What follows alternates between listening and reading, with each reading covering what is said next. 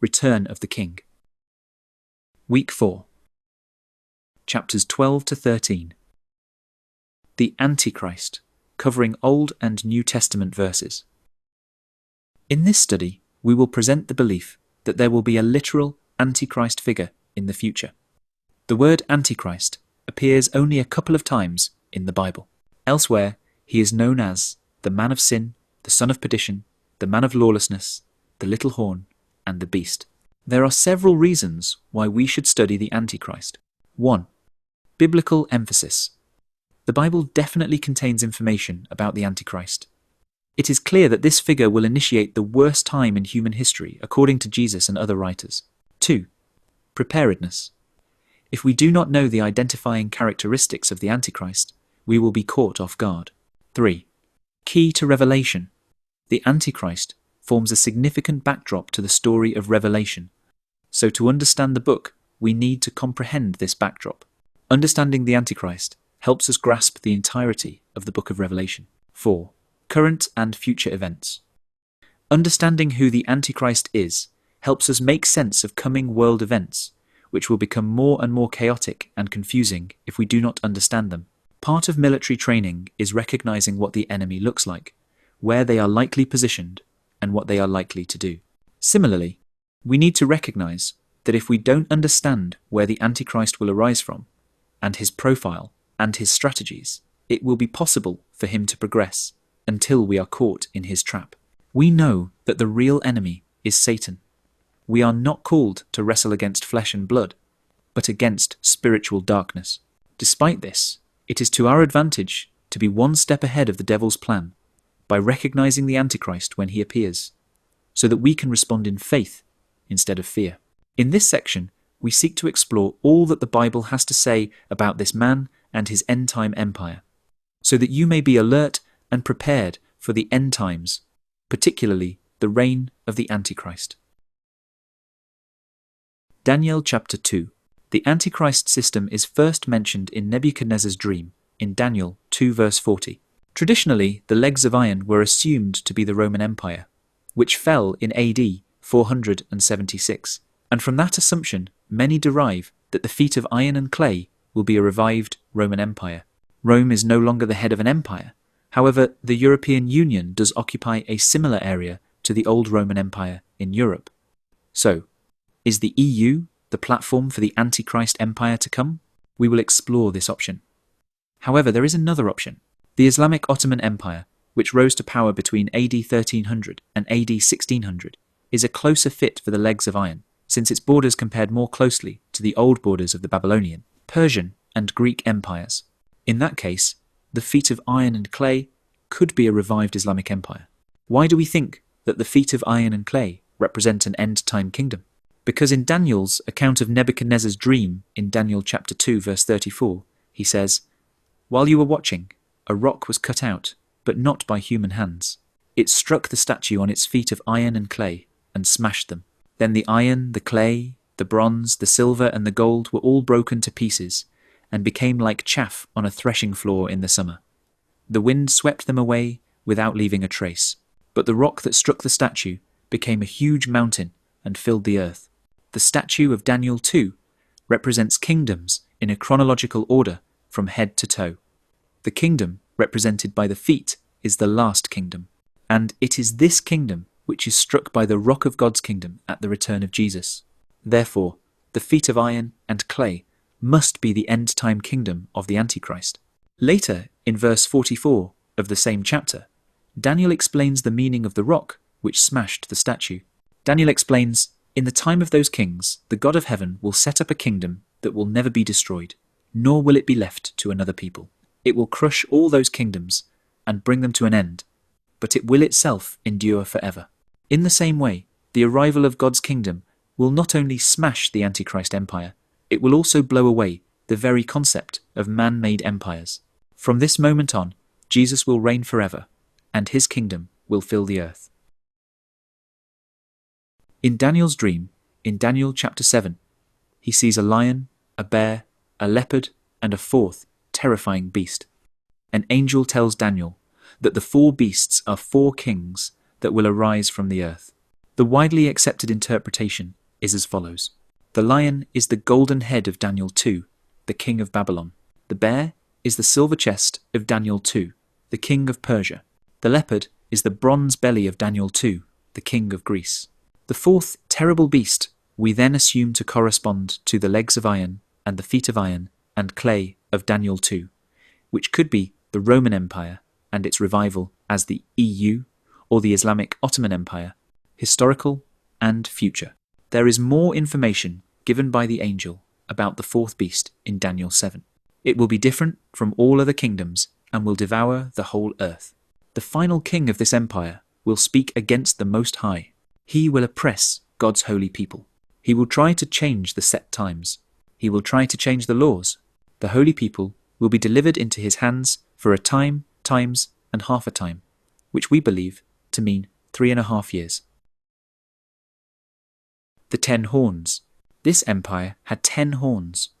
While Daniel watched, there appeared another horn, a little one, which came up amongst the 10 horns, and 3 of the first 10 horns were uprooted by it. The angel explains to Daniel that the 10 horns are 10 kings who will come from this kingdom. After them, another king will arise and subdue 3 kings. Who are these 10 kings?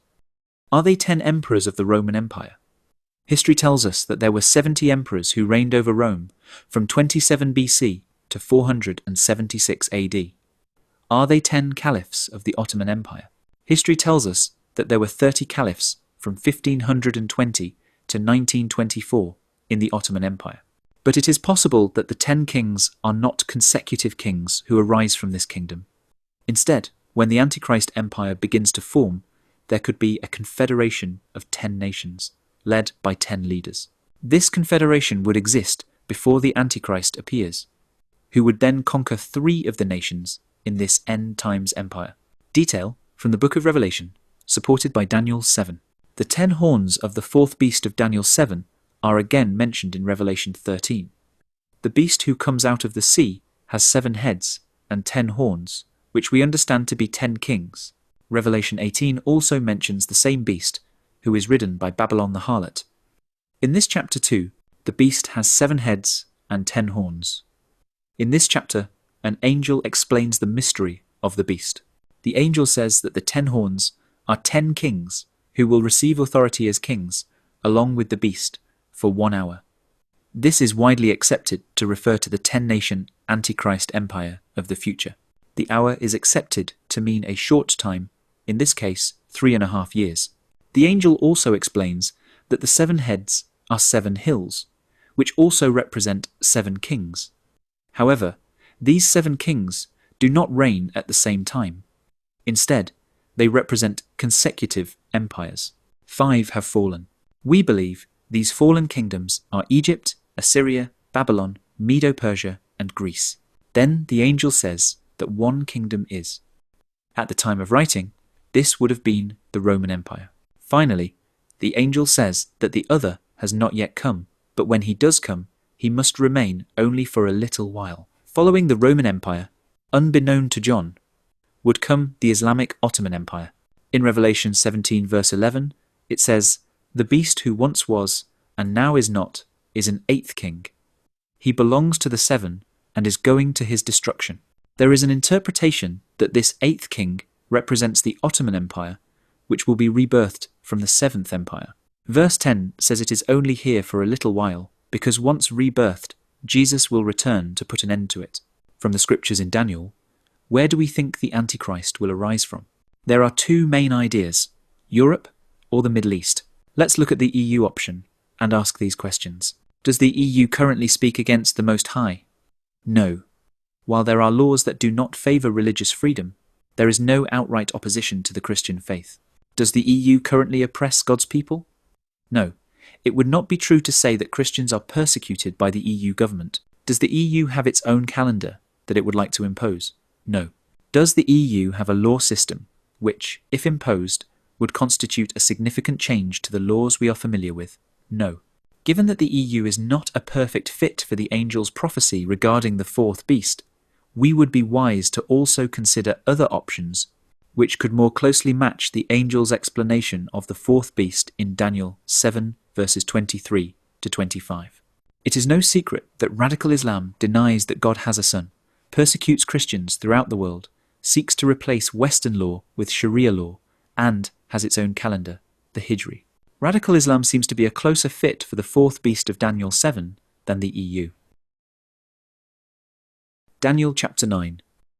There is no denying that the prophecy in this chapter is not easily understood. However, we will focus on the last verse of this chapter, verse 27, because it is mentioned by Jesus in the Olivet Discourse and definitely refers to the Antichrist. He will confirm a covenant with many for one, 7. In the middle of the 7, he will put an end to sacrifice and offering, and at the temple he will set up an abomination that causes desolation, until the end that is decreed is poured out on him. The Hebrew word for week is sabua, and it means a period of 7. This can refer to 7 days, 7 weeks, or 7 years. In the above verse, it is widely accepted that the Hebrew word sabua means 7 years. It is also widely accepted that the subject of this verse is the Antichrist. So, armed with this knowledge, let's unpack this verse. 1. The Antichrist will confirm a covenant with many for 7 years. There are 2 ways to understand this. It either means that the Antichrist will establish a covenant between Israel and many nations so as to gain Israel's trust, or it could mean that the Antichrist will affirm the covenant that Israel has with God. In other words, acknowledge and support the Jews' desire to build a third temple for worship. Either way, he is going to appear to be on Israel's side. 2. In the middle of the 7 years, the Antichrist will put an end to sacrifice and offering. After 3.5 years, the Antichrist will revoke his promise to support Israel, and he will prevent Jews from worshipping at their new temple. Daniel 11 verse 31 also describes this. It says, "His armed forces will rise up to desecrate the temple fortress and abolish the daily sacrifice." At the temple, the Antichrist will set up an abomination that causes desolation. These are the words quoted by Jesus in Matthew 24 verse 15. An abomination is something abhorrent, distasteful, and disgusting. Desolation is a state of complete emptiness or destruction, great unhappiness or loneliness. So to summarize, the Antichrist will deceitfully enter a covenant with Israel for 7 years, probably enabling them to build the third Jewish temple. Halfway through this period, he will desecrate the Jewish temple in Jerusalem in such a way that the hopes and beliefs of the Jews are all but destroyed. Islamic and biblical eschatology compared. It is of some interest to compare Islamic eschatology to biblical eschatology. There are some similarities, which mean that people in both faiths will recognize when the end times are upon us. For instance, Muslims believe that an abundance of sin, wars, and unnatural phenomena such as the sun being darkened, and a time of trials and tribulations will all precede the end times and the coming of Judgment Day. The Bible teaches that the Antichrist, false prophet, and finally our Messiah Jesus will appear in that order during the end times. The Islamic Hadith teach that the Mahdi, Isa, and finally the Dajjal will appear in that order during end times. When you compare these 2 eschatologies, we understand that the first character to take the stage is the Antichrist, according to the Bible. But it is apparent that Muslims will identify him as their Mahdi, who is said to be a descendant of Muhammad, and they believe he will rule the entire world. The second character to take the stage is the false prophet, according to the Bible. He will do great miracles and deceive the nations. The Muslims will identify him as Isa, the Muslim version of Jesus. Muslims believe that Isa is not the Son of God, did not die on a cross, and is in fact a Muslim messenger of God sent to guide the children of Israel.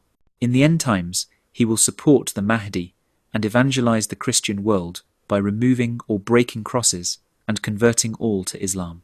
It will be all the more confusing if the false prophet is actually named Jesus. Revelation chapter 13 verse 11 says that the false prophet will have 2 horns like a lamb. So he will look like Jesus, but speak like a dragon or the devil. In other words, he will deceive. The last character to take the stage is our Messiah, Jesus.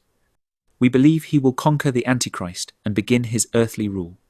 The Muslims will identify our Messiah as the Dajjal, which means deceitful Messiah. They believe that Isa will defeat the Dajjal. In other words, Muslims believe that the false prophet will kill our Messiah. Therefore, you can see that many Muslims will engage with the Islamic end-time narrative right up to the last moment, at which point their eschatology will backfire, for they will not witness Isa kill the Dajjal. On the contrary, their Dajjal, who is our Messiah, will throw their Mahdi and their Isa into the lake of fire. The following information is a chart comparing biblical and Muslim end-time texts on the ruler of the end-times kingdom. These statements all reflect what the Bible says about the Antichrist, and what the Hadiths teach about the Al-Mahdi. 1. He will emerge during a time of great conflict, rumours of wars and famines. 2. He will be a political and military leader. 3. He will be a religious figure. 4. He will lead nations that are majority Muslim today. 5. He will be accompanied by a false prophet, according to the Bible, or by Isa, according to the Hadiths. 6. He will rule for 7 years and establish a peace treaty with Israel. 7. He will share the plunder and loot amongst followers. 8. He will conquer Jerusalem. 9. He will persecute Christians and Jews. 10. Finally, a third character will take the stage. The Hadiths describe him as the Dajjal, meaning the deceptive Messiah.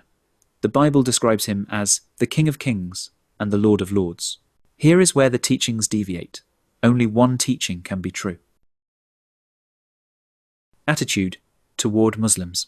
With the possibility that the Antichrist could emerge from a future Islamic system, how should we respond to Muslims today? Our only response can be to love and speak the truth, even in the face of persecution. Most Muslims are reasonable, God-fearing people. Let us honour them accordingly, but at the same time, we must boldly stand up for Jesus. Paul's teaching on the Antichrist. In 2 Thessalonians chapter 2, we read these descriptions of the Antichrist. 1. He is the man of lawlessness. In other words, he will not follow any law and will encourage others to do the same. 2. He will oppose God. 3. He will exalt himself over God. 4. He will set himself up in God's temple, proclaiming himself to be God. 5. He will use all sorts of displays of power through signs and wonders. 6. The Lord Jesus will overthrow him by the breath of his mouth and the splendour of his coming. John's teaching on the Antichrist. 1 John chapter 2 verse 22 asks a question and gives the answer.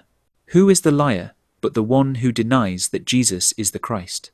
This is the Antichrist, the one who denies the Father and the Son. In 1 John chapter 4 verse 3, John says this: Every spirit that does not confess Jesus is not from God. This is the spirit of the Antichrist, of which you have heard that it is coming, and now it is already in the world. It is interesting to note that the Quran teaches that God has no son. Written on many mosques are the words, "It is not befitting for Allah to take a son." The Antichrist. In the book of Revelation, chapter 12. Chapter 12 is the story of the woman and the dragon. The woman gives birth to a son who will rule all the nations with an iron scepter. We understand this child to be no other than Jesus, who will rule the nations with a rod of iron in the millennium. Therefore, the woman can really only be either Mary or Israel. Interestingly, Mary and Joseph did flee to Egypt for a period of a few years when Jesus was a young child. But there are a few clues in this chapter that point to the woman being Israel. The order of events seem to be that the child is caught up to heaven, resurrected, before the woman fled to the wilderness. So this doesn't fit the order of events in the life of Mary with the young child Jesus. The woman was cared for in the desert for a time, times, and half a time. This phrase is borrowed directly from Daniel chapter 7, where it is used to describe the period of the Antichrist's rule. So if this period represents the end-time tribulation period, then the woman cannot represent Mary. Finally, when the dragon was foiled by the earth, who helped the woman by opening its mouth and swallowing the river coming from the dragon's mouth, the dragon went off to wage war against the rest of her offspring, those who keep God's commands and hold fast to the testimony of Jesus. If this story speaks of the foiled attempt of Herod to kill the child Jesus, then at that time Mary had no other offspring for the devil to persecute, and there was no one who at the time held fast to the testimony of Jesus as he was still a child, and no one had yet put their faith in him. But If this story speaks of a foiled future attempt by the Antichrist to persecute the Israelites who flee to the desert, then it is very likely that the rest of the offspring of Israel represents those who hold fast to our testimony of Jesus, who are called Abraham's seed, according to Galatians 3 verse 29. So we interpret the church as the rest of the offspring of Israel. Therefore, we conclude that the woman most likely represents the Jewish people Israel. The verses in Revelation 12, in the light of this interpretation, assuming that it is correct to interpret the woman as Israel or the Jewish people, we can read chapter 12 like this. Verse 5. The Jewish people gave birth to a son, Jesus, a male child, who will rule all the nations with an iron scepter, the future millennium reign. In verse 9, the great dragon, the devil, was hurled down, that ancient serpent called the devil, or Satan, who leads the whole world astray. He was hurled to the earth, and his angels with him. Verse 12. He is filled with fury, because he knows that his time is short. Verse 13. When the dragon, the devil, saw that he had been hurled to the earth, he pursued the Jewish people who had given birth to the male child, Jesus. Verse 14. The Jewish people were given the 2 wings of a great eagle, so that they might fly to the place prepared for her in the wilderness, where they would be taken care of for a time, times, and half a time, out of the serpent's reach. This is 3.5 years. Verse 17. Then the dragon, the devil, was enraged at the Jewish people, and went off to wage war against the rest of her offspring, the believers, those who keep God's commands, and hold fast their testimony about Jesus. Chapter 13. Revelation chapter 13 introduces the beast who comes out of the sea. The beast has 10 horns and 7 heads. This is a development on the theme of Daniel's 4th beast in Daniel chapter 7. The 10 horns are 10 kings who will come from this kingdom. This beast utters proud blasphemies, wages war against God's people, and for 42 months is able to exercise its authority. This matches the prophecy in Daniel 7 verse 8, which says that the little horn on the 4th beast had the eyes of a man and a mouth that spoke boastfully. Verse 25 says that the holy people will be delivered into his hands for a time, times, and half a time. When you take a time to mean a year, this equates to 3.5 years, or 42 months. Evidently, the 2 scriptures describe the same character, the Antichrist. The false prophet in the book of Revelation. Revelation chapter 13 also introduces a second beast who has 2 horns like a lamb, but speaks like a dragon. This probably means that he will look like Jesus, but speaks like the devil. This person will deceive the people of the earth by performing great miracles, even causing fire to come down from heaven to earth in full view of people. We should take note that in Elijah's day, such a miracle was done to disprove Baal and prove the true God. The false prophet will take advantage of this story to offer proof that he is a prophet of the true God. Only those who understand the book of Revelation will be able to see through his plan. He will be the driving force behind the image of the beast and the mark of the beast. These are both dangerous tools that will be used in an attempt to cause people to give up their faith. Chapter 13 does not describe the second beast as the false prophet, so where is that link made? It is chapter 19 which describes the false prophet as the one who performed signs on behalf of the Antichrist and deceived men to receive the mark of the beast. So we know that the second beast and the false prophet are one and the same. The image of the beast. Revelation chapter 13 says the following. 1. The false prophet orders people to set up or create an image of the beast. 2. The false prophet is given power to give breath to the image of the beast, so that the image could speak and cause all who do not worship it to be killed. Therefore we can derive the following. 1. The image of the beast is not something that already exists, like a historical monument or statue. It is created during the tribulation period. 2. The false prophet is able to make the image talk. 3. If the image is to affect everyone in the world, it cannot be a physical object in a locale, which could only affect those within its sight. Instead, it will be most likely made visible through some type of media. The mark of the beast. Revelation chapter 13 says the following. 1. The false prophet forces all people to receive a mark on their right hand or forehead. 2. No financial transactions can be made without this mark. 3. The mark is the name of the beast, or the number of its name. The number of the beast in verse 18. This calls for wisdom. Let the person who has insight calculate the number of the beast, for it is the number of a man. That number is 666. Over the years, many interpretations have been offered. Some say that the number is an alphanumeric code, and then using gematria, have gone on to wrongly identify the Antichrist as Caesar Nero or Ronald Reagan. Some say that the number simply means a man-made system, since 6 is the incomplete number of man. Also be aware that some Bible manuscripts gave the number as 616, not 666. Historically, much has been made of trying to identify the Antichrist by calculating the number of the beast.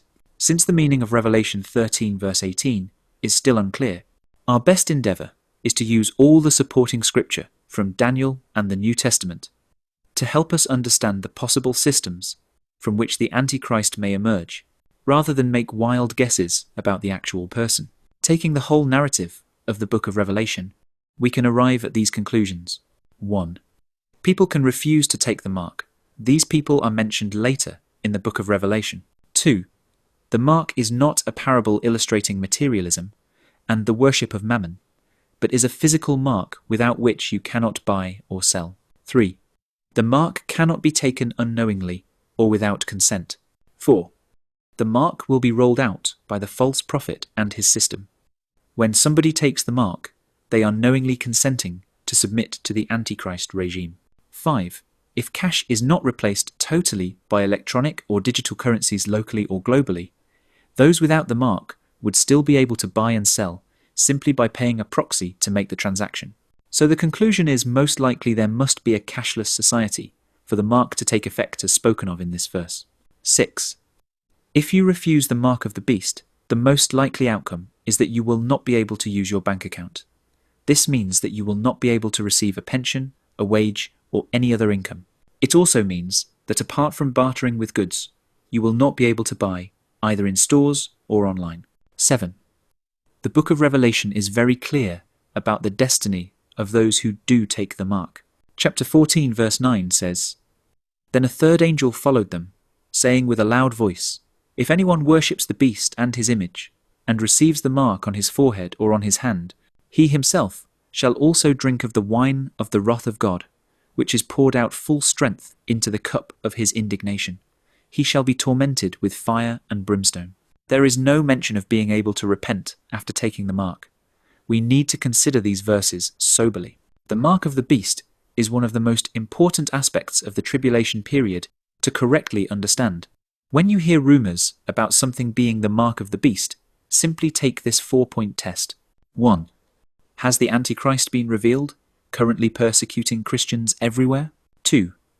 Has the false prophet come to the fore in support of the Antichrist, doing mighty miracles so that he causes fire to fall from heaven? 3. Has the false prophet created a speaking image of the Antichrist, visible to all? 4. And finally, has the false prophet rolled out a mark without which you cannot buy or sell? If the answer to all these questions is a resounding yes, then you are facing the mark of the beast. Otherwise, you don't need to worry. To conclude, the emphasis is to make sure we have our eyes open, so that from whichever part of the world and whatever system the Antichrist arises from, we have him framed. Let us be aware of all the interpretations of that final end-time kingdom, so that we are not caught off guard.